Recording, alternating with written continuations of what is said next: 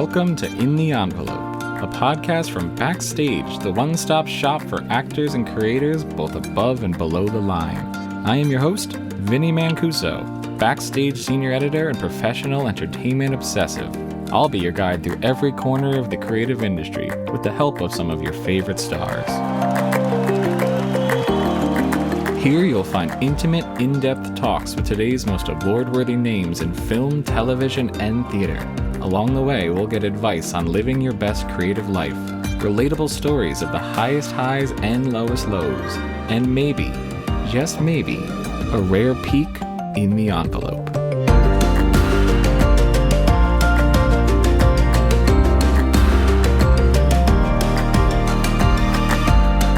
For those of you listening to this, if you feel that attraction to the art of acting, then just do it. Fuck the career. Cool, if you want to pursue a career, that's great. Do that too. But don't let that interfere with the real pursuit.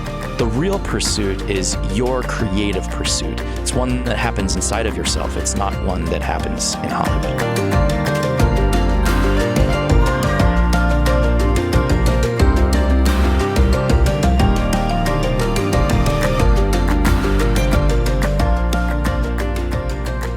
Welcome, everybody, to yet another episode of In the Envelope. I am your host, Vinny Mancuso. We are going to jump right into it today. No banter, no muss, no fuss. Folks, Oscar season is over. It was an uneventful ceremony where nothing happened and there's nothing more to talk about. We are looking ahead. We're looking ahead to the Tony Awards. We're looking ahead to the Emmy Awards. And honestly, we are looking ahead to just sitting down with some truly wonderful guests coming down the pipeline. That includes today's guest. You might know him from Showtime's Superpumped. You might also know him from one of the other 1,000 things he's been in over the last 3 decades. I am talking, of course, about the great Joseph Gordon-Levitt. There are a lot of different brands of In the Envelope episode. There are interviews focused more on craft, on the project, on early career advice. This is one of those episodes, I promise you, where you will get to the end of it and you will grab whatever camera is closest by and you will start to make your own art. This is just wall-to-wall call to action. This is the type of thing where it's going to make you want to get off the couch and just make your dang movie already. So we're just going to get right into it. I'm simply too excited. I am super pumped. I am so sorry about that. Let's get into it. Ladies and gentlemen, Joseph Gordon-Levitt. This podcast is, of course, brought to you by Backstage, the #1 source for actors looking to get cast. That is probably you. If you're listening to In the Envelope, there's a pretty good chance you're an actor searching for your next gig. Friends, wonderful listeners, I've got some good news. Backstage is offering 30 days free just for you, our In the Envelope audience. 30 days, totally free. I'm a podcast host. I don't do math, but I do know 30 days for $0 is a pretty good deal. All you gotta do is head over to backstage.com/subscribe and enter the code word envelope at checkout, and boom, you have access to thousands of casting notices posted and updated every day. It's all totally filterable. Are you bilingual? Can you dance? Can you juggle? There's probably a gig in there for you somewhere. Just upload a headshot, start applying, and get that dream going. A lot can happen in 30 days, trust me, but first, you gotta subscribe. Get to it.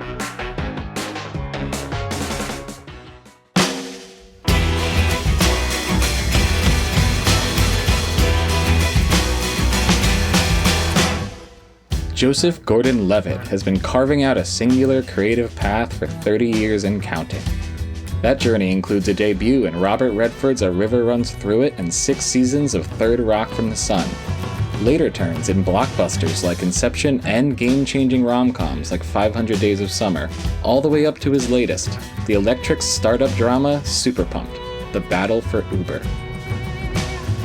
Here is the one and only Joseph Gordon-Levitt.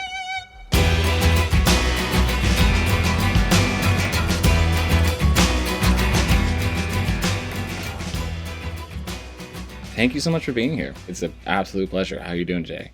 I'm well, thanks, and thanks for having me. Of course. Where are you? Where in the world are you calling from right now? I see a drum set. I see a lot behind you. I know it's an audio only podcast, but I see a lot happening behind you. Yeah, true enough. This is my rec room, as I named it in my 20s. Yeah. And this is my indulgence, my self-splurge. That's probably overkill, but it made me happy. And I don't spend a lot of money on a lot of things, but I probably spent too much money on this music room. That's fair. And it's also where I do my work. And I mean, mostly I'm not playing those drums. Mostly I'm like sitting at this desk writing emails is mostly what I do in here.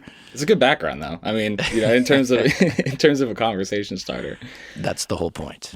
So yeah, before we jump into everything, I can't wait to talk about Superpumped, and I can't wait to talk about specifically your performance in Superpumped because it's such a multi-layered thing. But this is Backstage. You're familiar with Backstage. You're a former cover star of Backstage, so Right.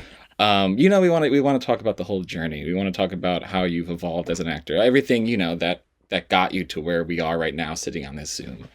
And just to start off with, before I do these interviews, I like to just do a quick scan, of Wikipedia, IMDb. And I must say, you kind of have an unbeatable IMDb page. When it's all laid out, the collaborators, the consistency, stuff like that. And I'm curious, just in the most basic terms, when was the last time you looked at your IMDb page? When was the last time you just sort of saw your career laid out in the most basic that's terms? Funny. Yeah, you've asked an apt question that I don't think anyone's asked me before. Incredible. Good way to start. If I'm going to answer honestly, it'll also be embarrassingly, which, I'm here for. I far too often succumb to self-doubt and listening to those demons in your head that urge you to compare yourself to others. And I wish I didn't spend my time doing that. And mostly I don't. But now and then those demons, they get the better of me. And that's usually when I look up my IMDb page is when I'm in those throes of like comparing yourself to someone else. And look, I think it's actually worth saying, since this is, like you said, the Backstage podcast. And so I imagine that a lot of folks listening to this are actors that are at various stages of their career, some at the very beginning. Maybe, some of you have been working a lot and some of you want to work a lot. And it's so easy when you're in the middle of that game to compare yourself to others. And I do it too. And it sucks. It's just useless. It's just a waste of my time and my life, and I wish I could train my brain to stop doing that. So there's a part of me that sometimes thinks like, no, it's important for me to be competitive. It drives me to compare myself to others. Bullshit. That is a total rationalization to just indulge in useless behavior. So as much as you're able to just stop comparing yourself to other people, I think that's good. Yeah, well, that was going to be sort of my follow-up question is, like I said, we love for these podcasts to be a sort of a reflection, and in a more positive way, a reflection. But I do wonder how you see the positive and negatives of taking a moment. Because it applies to you and it applies to people, like you said, who are just starting out. What do you get from sort of taking a moment to be like, oh, wow, this is my career? Or, oh, wow, this is basically, I'm asking how often you kind of sit with the fact that you are who you are and you have achieved what you achieved and what you get out of that, both positive and negative. I mean, I do my best to, this might sound hippy-dippy, but I think it's just true. And hippies have some things right, though not everything. I try to focus on gratitude as much as I can. And it's something, we talk about a lot in our family, but and I'm grateful for the work I get to do for sure. But I'm first and foremost grateful for a lot of other more fundamental things. I love my family. I love my wife, life partner. I love the fact that I get to live in a house and am pretty much safe, and there's no authoritarian dictators invading my country right now, and I get to eat every day. And there's just so much to be grateful for. And I as corny as it might sound, I absolutely think it's worthwhile to try to bring my mind there as often as I can. Mm-hmm. And yeah, so as I mentioned, we are backstage, and we try and be sort of a life preserve in the. I feel like getting into acting, it can often feel like drowning. It can feel like you're just sort of reaching for something to grab onto. And I'm wondering, what were some of your earliest life preservers? Like when you were first navigating these waters, what was the things you were like, okay, well, at least I have this to grab onto. So I'm a bit of an anomalous case in that the early days of my career, I was a young child. I was 6 when I first got a job acting. And so I wasn't thinking a lot of the same things or in a lot of these same terms in the early days of my career. By the time I was old enough to have the kind of, I guess, self-awareness that you're talking about, I already was working pretty often.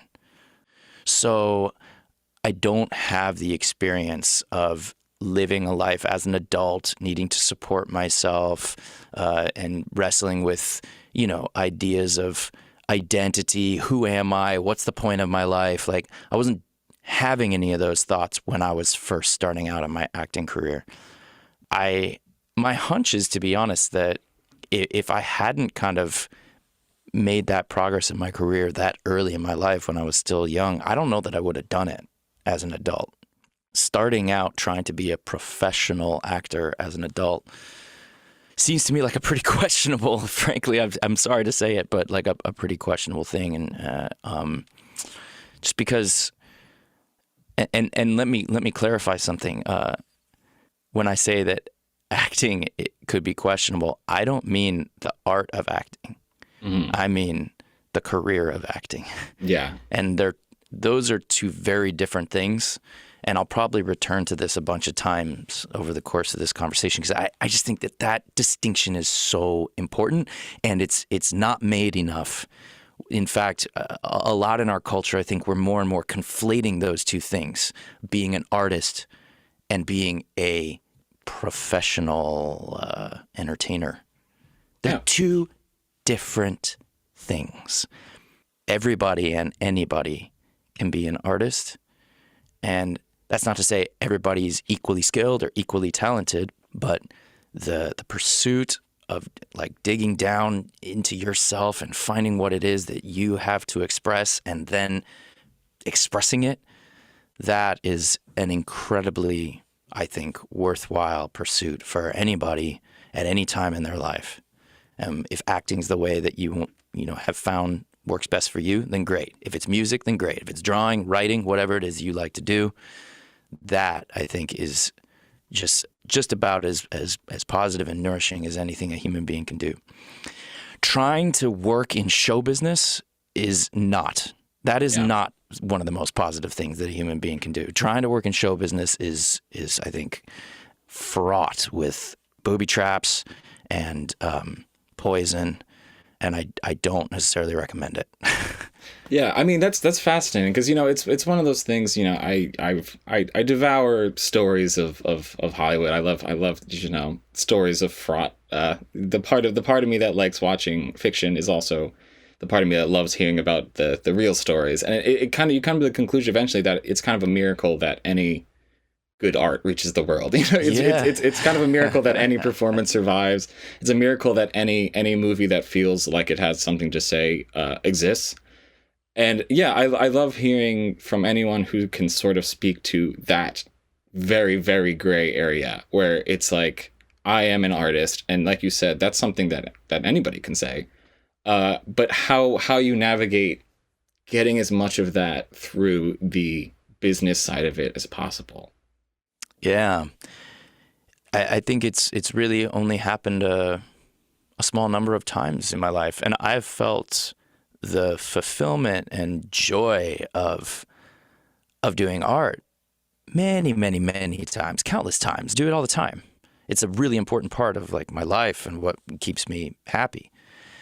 But the number of times that those moments of joy, like you said, actually make it all the way across the labyrinth of show business to an audience, not very many times.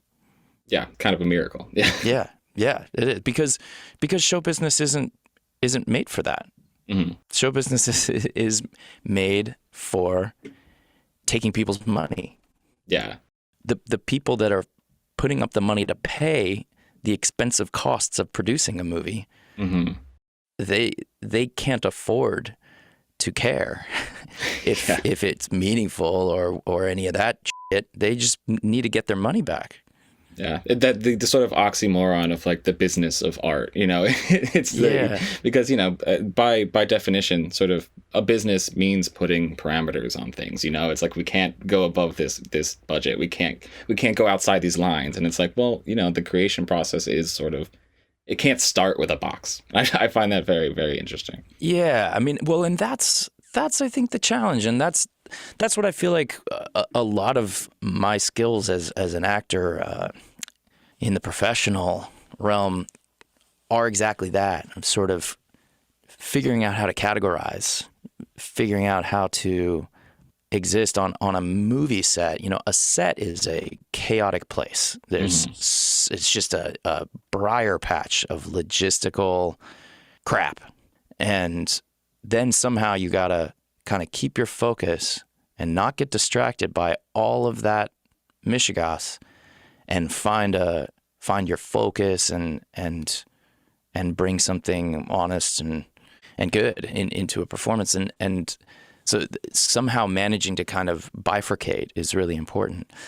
But you have to do both. You can't, as an actor, just ignore all the logistics. You can't, because otherwise you're not helping anybody. If you deliver a great performance, outside of the studio while you're taking a break, eating a granola bar, and you didn't do it while the cameras were rolling and while you were standing on the little piece of tape that's your mark, so that all the lights are pointed at you in the right way. Like you have to keep your eye on all of this stuff.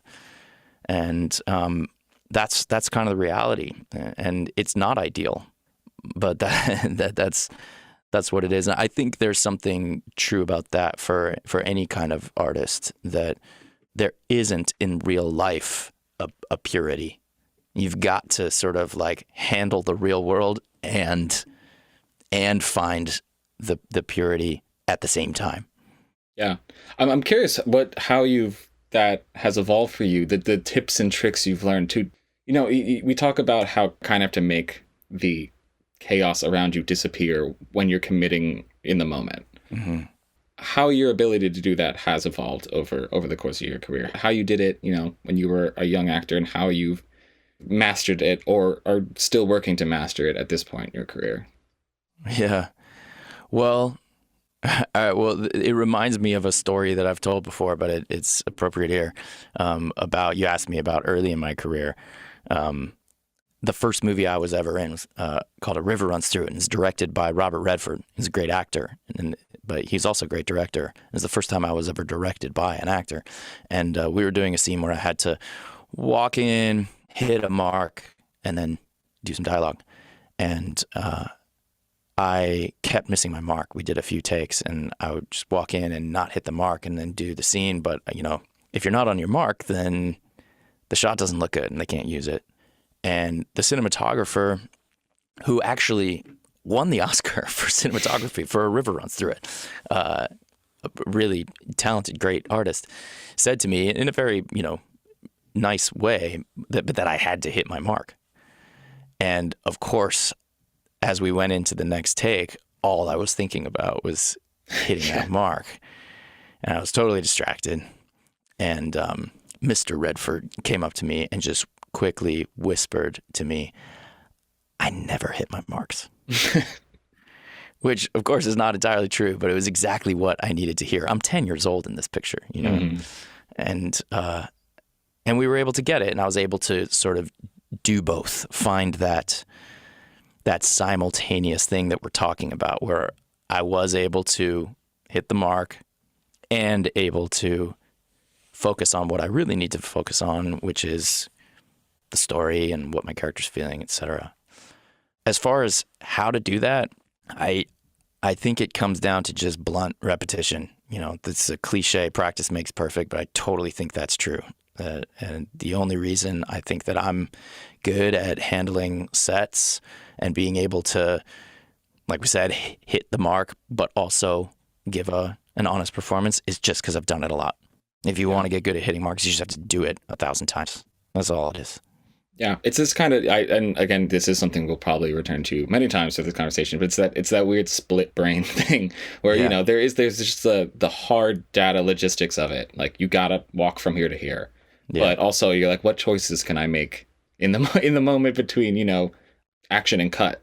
What happens in my brain between the facts of it and the reality of it? Well, that's why I think repetition is so important, is because if you practice and practice and practice and practice and practice, then between action and cut, you don't have to think about it. It becomes muscle memory and you do it automatically. It's the same with, you know, people say, how do you learn those lines? It's really pretty simple. It's just blunt repetition. You just have to do it a lot. And of course, the more you do it, then the more you'll get good at doing it. And, you know, I probably, it requires fewer repetitions for me now than it did when I was younger.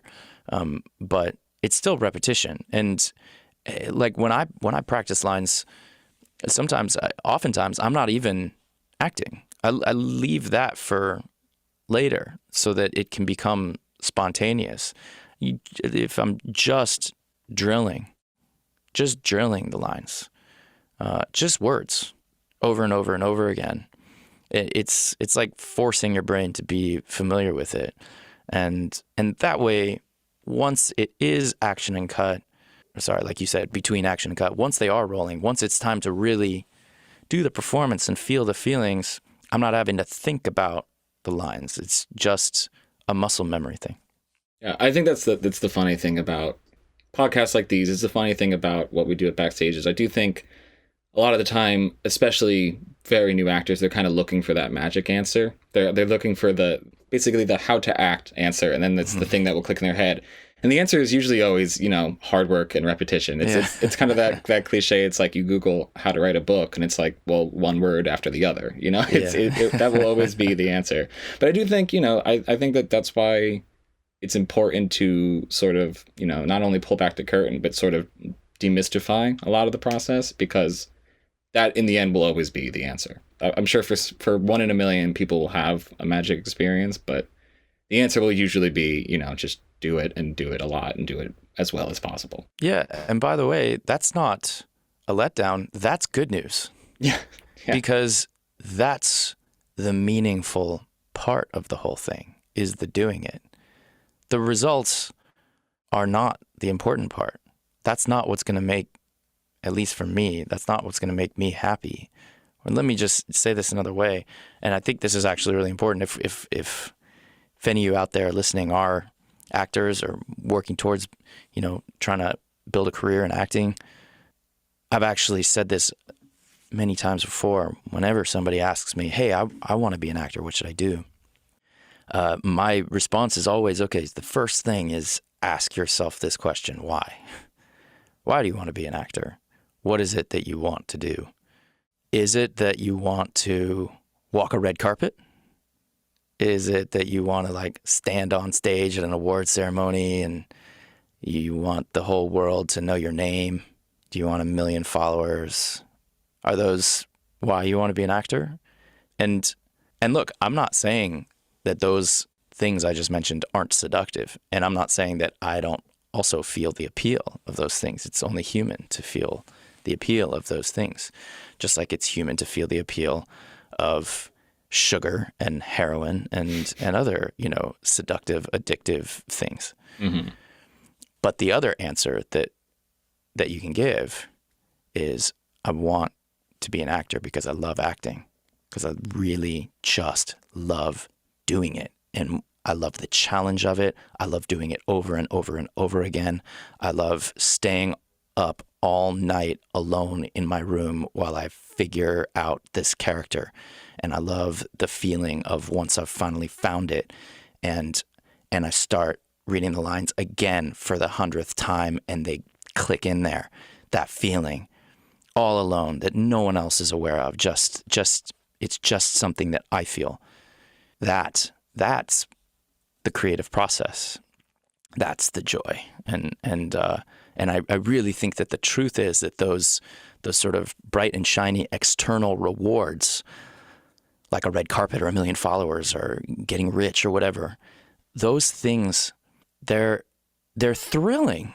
They might bring a sense of kind of like euphoria for a time, but they're also fleeting. So I do compare it to like a drug, something addictive like sugar or whatever addictive drug you want to say. And you just want more, and it's never going to satisfy you.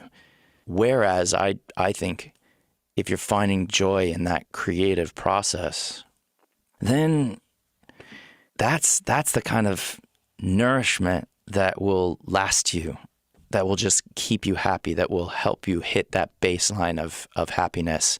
And no matter what the ups and downs, whatever the external world is telling you, when the external world gives you acceptance or when the external world gives you rejection or whatever, all of that will just be, it'll roll off you if you've got the happiness in your own creative process that you get from just having a regular practice of dropping into that flow state and being an artist. I think that's the IMDb page question is you don't go to it to. It's not just the fact that you have an IMDb page. It's the takeaways that you're reflecting on. Like, I have created. I have things to show that I have done art. I have created art. It's more of a appreciation than a that quick hit of like, look at me, I'm an actor. look at me. That's really interesting. Yeah, I think about this all the time. Actually, of I have this kind of story in my head of being old and looking back. I mean, I'm old now and I look back, but I mean, like being towards the end of my life, and in this story in my head, there's like a shelf, and on the shelf is a bunch of the things that I made, and I think about that story all the time when I'm deciding what I want to spend my time on or what I want to do. I'm like, am I going to be glad that that's on the shelf when I'm 140 years old and going to die soon? And I see what you're saying about how an IMDb page can sort of serve as that shelf. But the difference I think that's worth making is that not everybody gets to have an IMDb page. Mm-hmm. That's like, there's sort of, I don't know who decides who gets to be on an IMDb page, but there's some sort of like, committee or something, some algorithm. There's always going to be a gatekeeper somewhere. But there doesn't have to be an artist. That's the thing. You can have your shelf of the art that you've created, and whether or not, I know I have to admit, like, that's easy for me to say. I have an IMDb page. It's easy to say that it doesn't matter whether it's on IMDb or not. But I guess all I can say to that is the fact that it's on IMDb, to me, brings me probably as much strife as it does satisfaction. Yeah.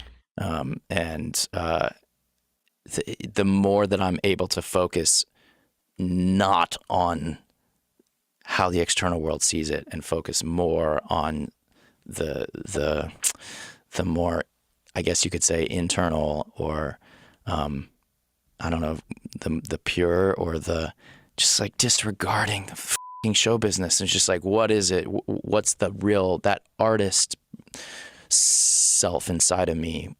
How does that feel? The happier I am.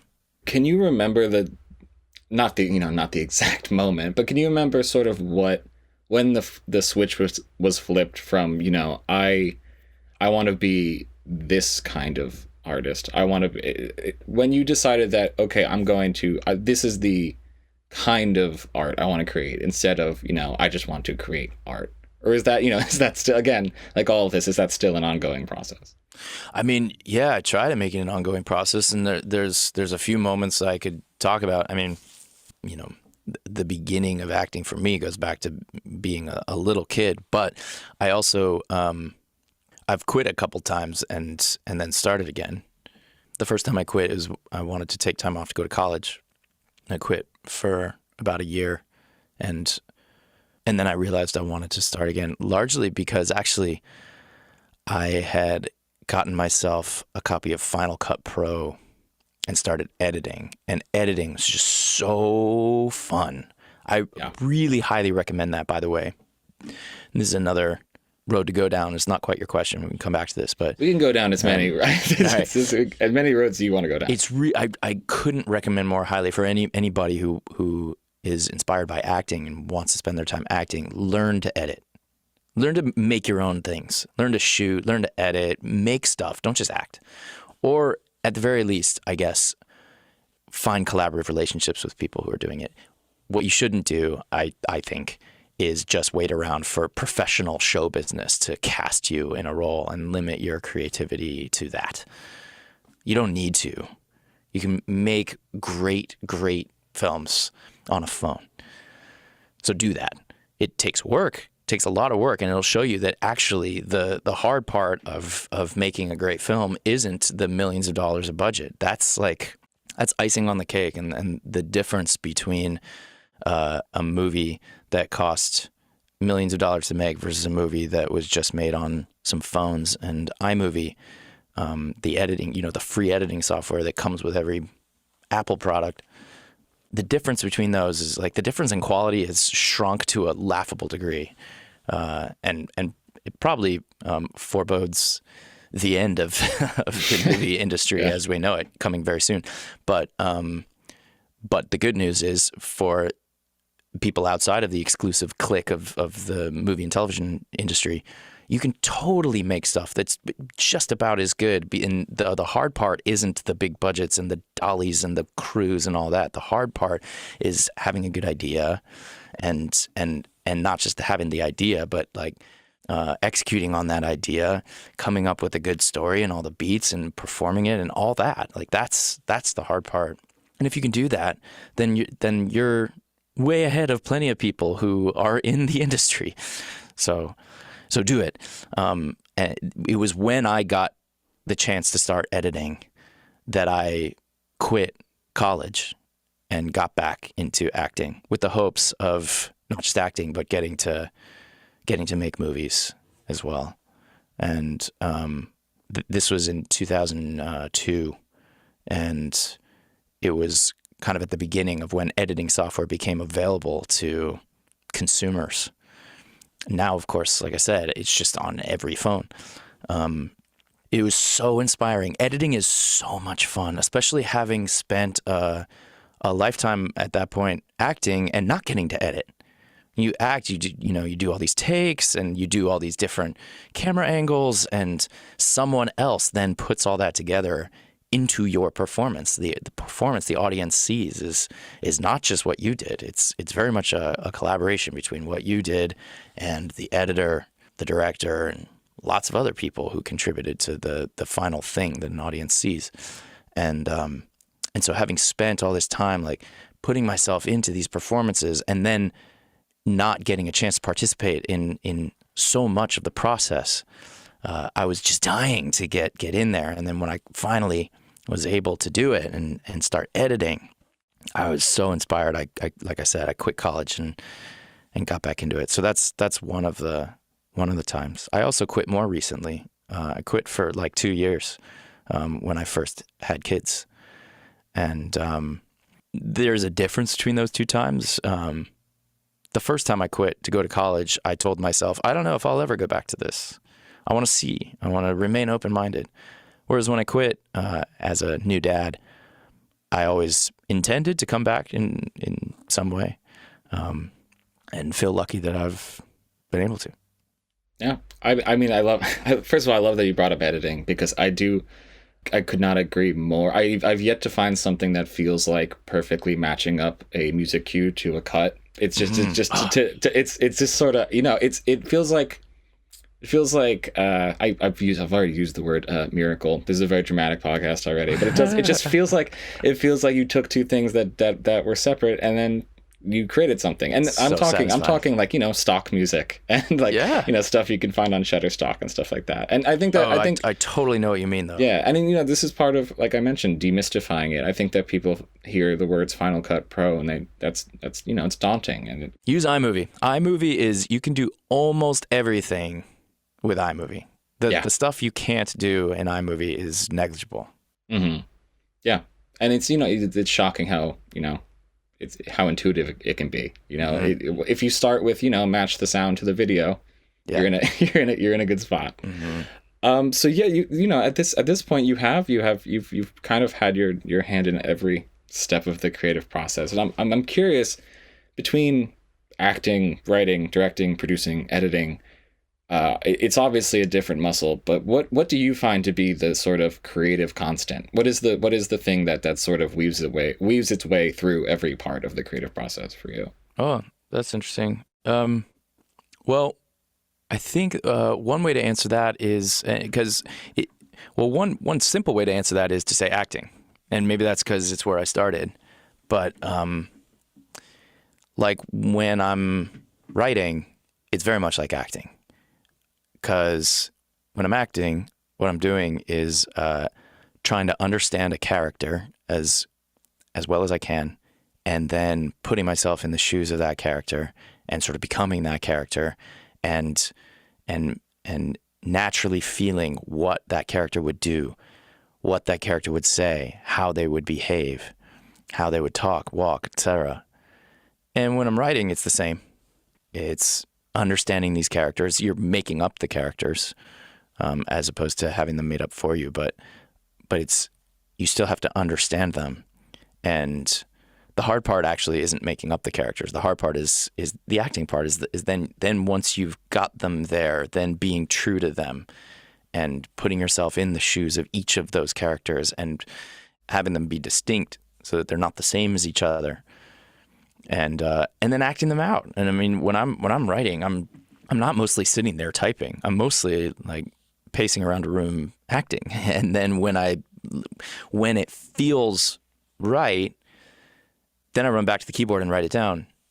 And it's the same with directing or with editing.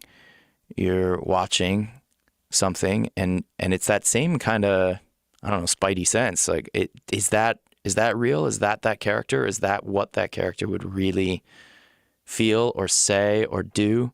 Is that how they would behave? And there's some kind of, it's not a logical thing. It's an emotional kind of gut intuition of like, yeah, that feels right. That feels natural. Or no, it doesn't. And so it's that same sense. When I'm editing, I'm just applying that same sense, and if it doesn't quite feel right yet, then we go and tinker with it some more, and we play it back again, and like, no, it still doesn't feel right. Tinker with it some more. Oh, yes, that does feel right. And that's pretty much the same as when I'm working on a scene before shooting. We're working on a scene and trying to figure out, how am I going to say this? What would I really be thinking, feeling, doing here? And yeah, so it's I guess it all, in a way, it comes down to acting, or I guess you could also say it comes down to sort of putting yourself in someone else's shoes, like understanding a character and trying to embody that character. Yeah, and now that you are sort of in this place where you sort of seamlessly going from creator to actor to, you have your hands in a lot of pockets at this point. I'm curious, what is it that does get you back into a role? And this will, this is a way to jump into Superpumped. What is it that sort of, that you're like, oh, you know what, I want to spend my time with this role. This is worth it for me to embody this person at this point in my career. Yeah, it's really a case-by-case basis. I don't think that I have a formula for, how I decide, yes, they all check these same boxes. But you brought up Superpumped, and that it probably helps to speak in terms of an example. Yeah, for sure. Like with that one, there are a bunch of things that made me inspired to do it. One, Superpumped is based on a real life story. It's the story of Uber, and I was playing Travis Kalanick, who's the co-founder and former CEO of Uber. So that to me is just kind of inspiring and interesting from the get-go, because it's one of the fastest growing startups ever. It sort of changed the world in some really important ways, in some positive ways and arguably some negative ways. Those ways are particularly fascinating to me. I'm very interested in how technology impacts our world and our culture. So all of that was really interesting to me. Then I read the book. Well, no, I guess first I read the first script. They had only written a first script when they came to me, so I didn't get to read the whole series at first. I just read the first script, and the way that Brian and David write, Koppelman and Levine, the way that they write is just fun. It's a lot of fun as an actor. They write in this sort of half-heightened, kind of fireworksy, rat-a-tat-tat style of dialogue, and I get a kick out of that kind of thing. It reminds me, actually, in a funny way, of my time working on Third Rock from the Sun. Very different, of course. Yeah. Third Rock from the Sun was like a kind of this farcical comedy, and this is a boardroom thriller or something. But so they're different, but they're similar in that they're both kind of this heightened, larger than life, faster, sharper than any human can really talk thing. And I enjoy that.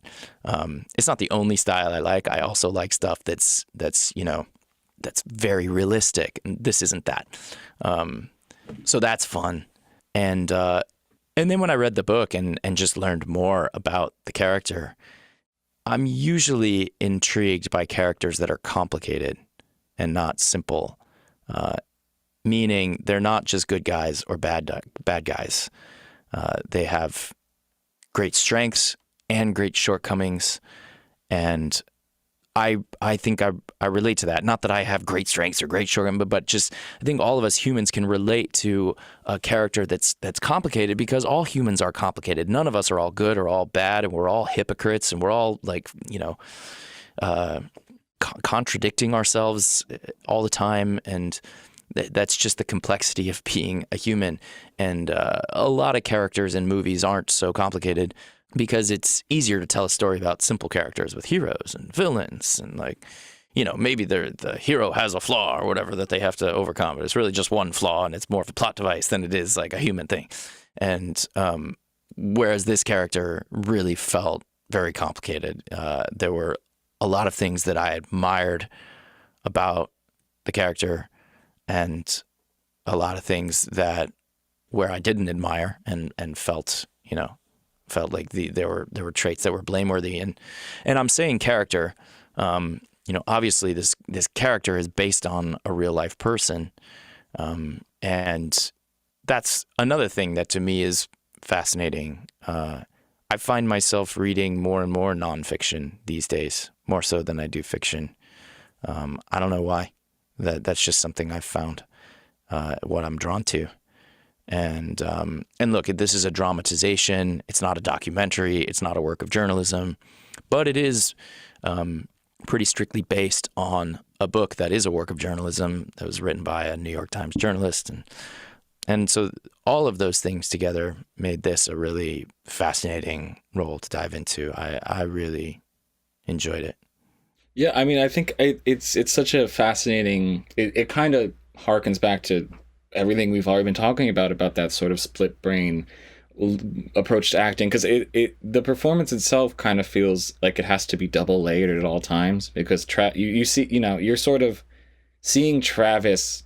He's putting on a performance basically. So it's basically it's you as Travis the CEO. And I'm curious how you navigated, because you see his grandiose persona, but at the same time you're seeing why he's doing it. You're seeing that he's doing this to sort of keep himself in that mindset. He's sort of pumping himself up while trying to pump other people up at the same time. I'm curious how you navigated that, even moment to moment. Yeah, that's a really apt observation. He is putting on a performance, and as are, I think, a great many or all professionals like Travis. I mean, being an entrepreneur is in many ways being a performer. You're all day, what you're doing as an entrepreneur is talking to various people and trying to get them to get on the same page and feel inspired and work hard and deliver. And he's also not always telling the truth, Travis. And I don't think that's necessarily how all entrepreneurs have to be. I think there is such a thing as, being able to lead a large organization and tell the truth consistently. But I do wonder how often that happens amongst the extremely successful. I'm sad to report.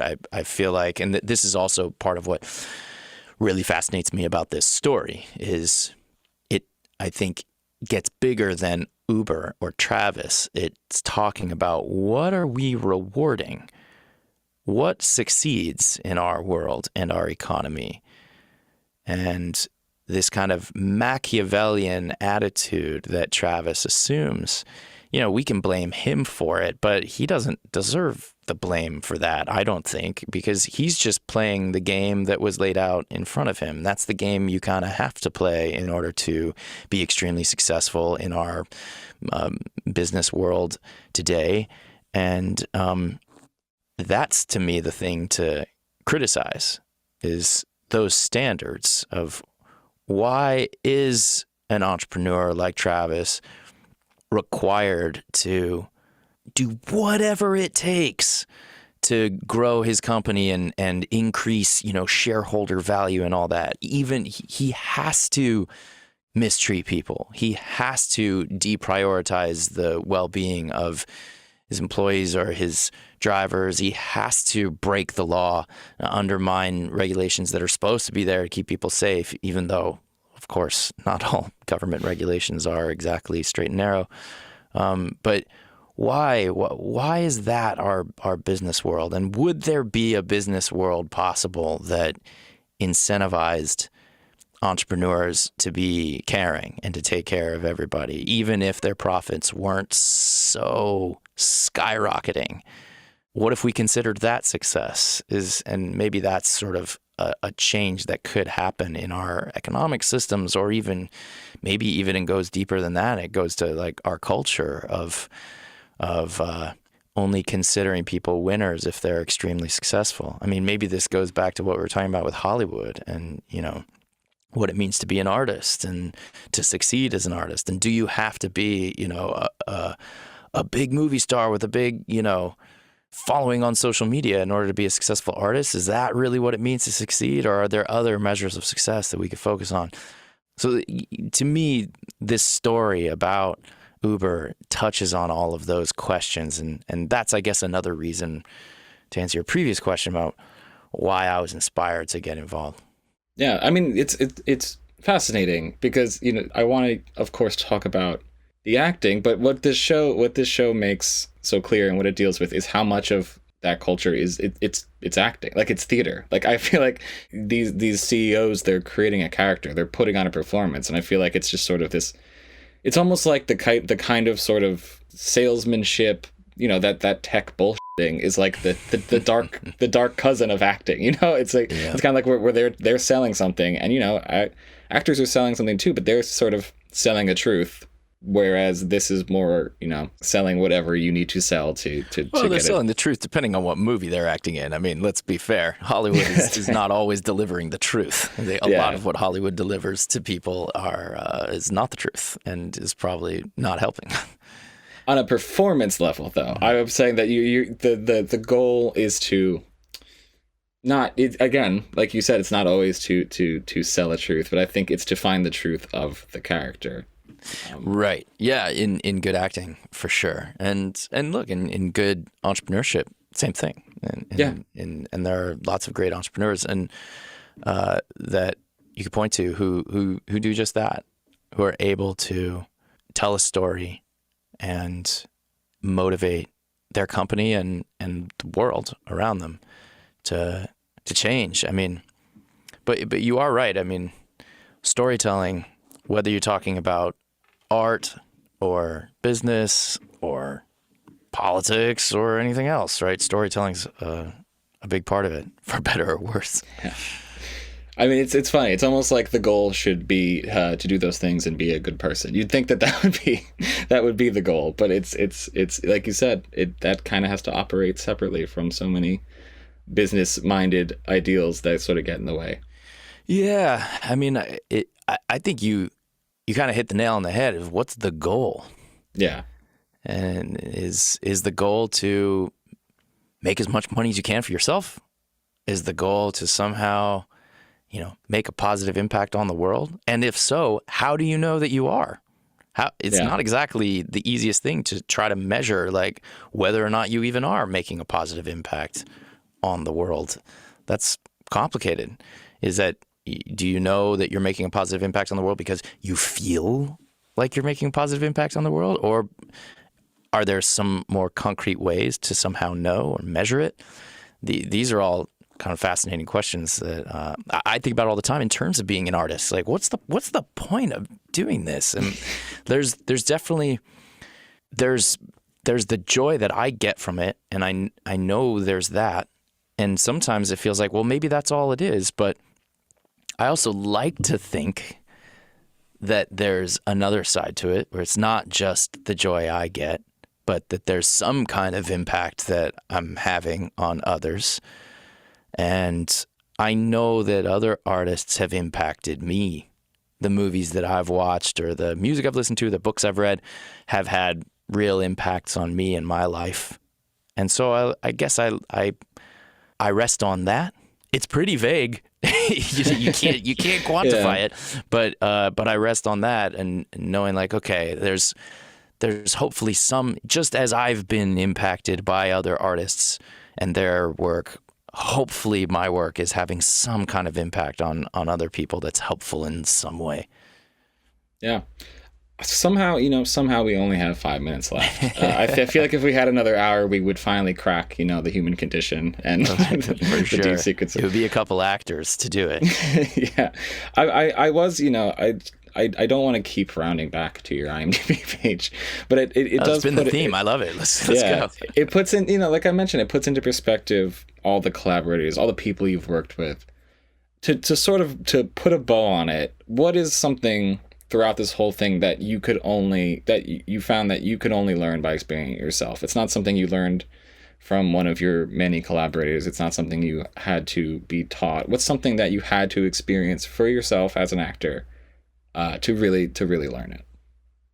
All of it, and that's the thing, right? I mean, look, I think it's great if folks are, listening to this podcast and trying to learn about acting by listening to me talk or wherever else you're looking to learn. But, to be honest, I don't think you're probably going to learn almost anything about acting unless you just do it.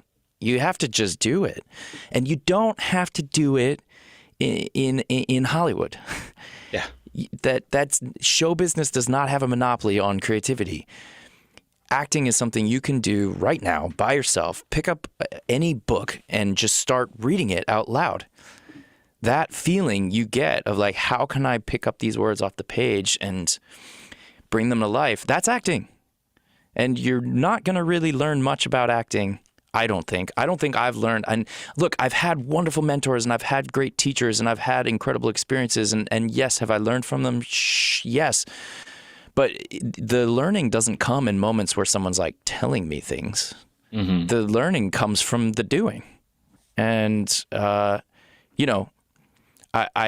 like I said, yes, I've had the opportunity to do acting in some special scenarios. But there's lots of different kinds of special scenarios. I just don't think it really matters that much. It matters, but it doesn't matter that much. Whether or not you're, on a big movie set and with, well-known collaborators or not. I've had lots of very meaningful experiences completely by myself. I've had lots of very meaningful experiences with, friends who are not professionals. I would, like, when I was in high school, I was in a band with 3 dudes I went to high school with. Some of the most, like, fun, cathartic, creative time of my life that's music that no one ever heard. Well, not no one. We played some shows for our friends, but it wasn't in a professional setting at all. But it was just is so. I still think about it, and so I would just like to put a bow on it, like you said. For those of you listening to this, if you feel that attraction to the art of acting, then just do it. Fuck the career. Like, cool, if you want to pursue a career, that's great. Do it. Do that too. But don't let that interfere with the real pursuit. The real pursuit is your creative pursuit. And it's one that happens inside of yourself. It's not one that happens in Hollywood. Incredible. Well, I'm not gonna follow that up. I think the bow has been tied. Okay. But man, thank you so much. This could not have blown by any faster. I have a whole list here that I didn't get to, but I think that this because I'm so long-winded. I apologize. No, I gotta learn to be concise. This is the ideal thing we want for our listeners, which is just people. I think that the important thing here is to pull back that curtain a little bit, demystify it, and once this podcast is over, grab your camera, grab iMovie, and as you yourself say, hit record. Yes, sir. And there we go. Again, thank you so much for being here. This was a pleasure. Thank you. Cheers.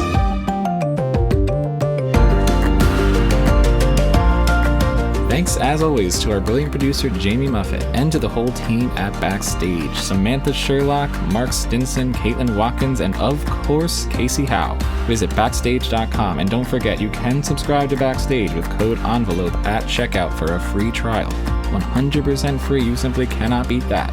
For more exclusive content, find us on Facebook and Twitter at In the Envelope, and subscribe, share, and leave a comment. Who should we interview next? Let us know. Thanks for tuning in. We'll see you next time for another peek in the envelope.